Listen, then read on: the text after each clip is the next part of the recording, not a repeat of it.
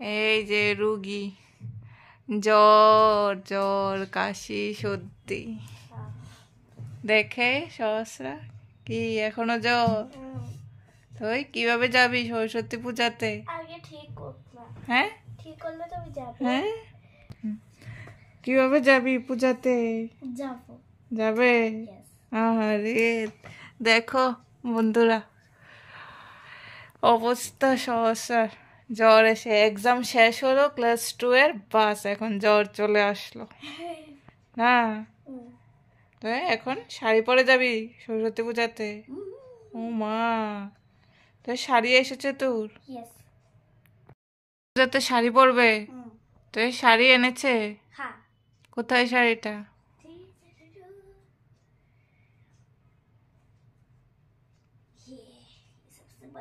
ও শাড়ি দেখাও তো শাড়িটা। এটা তো উল্টা ধরেছ। ও মা, wine colour and black colour sari. Wow. আর এটা কি দেখা? এটা দেখা।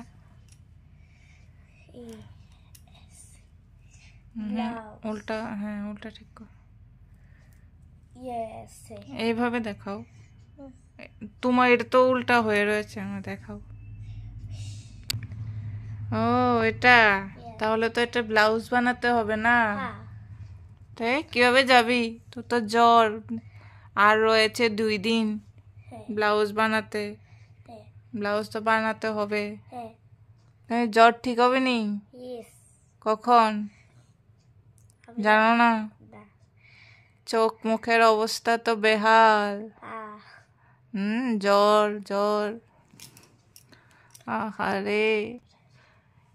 এই যে সহস্রার শাড়ি চলে এসেছে, এটা ব্লাউজ পিস। আর এটা হলো শাড়িটা, এই দেখো এটা হলো শাড়িটা, ওয়াইন অ্যান্ড ব্ল্যাক কালারের মধ্যে শাড়িটা।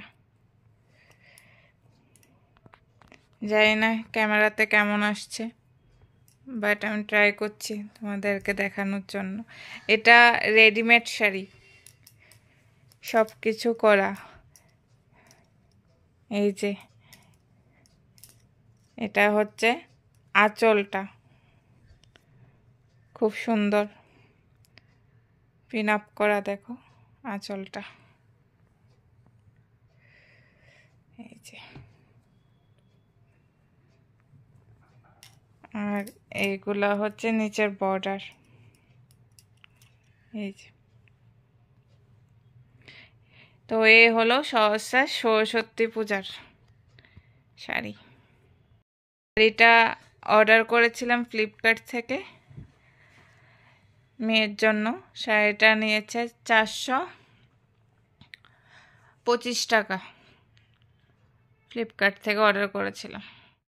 যে সহস্রাও রেডি হয়ে গেছে, শরীর ভালো না, তারপর রেডি করালাম, কারণ এই যে এটা এখন নিয়ে যেতে হবে, দেব সেলাই করার জন্য, এখন বের হব।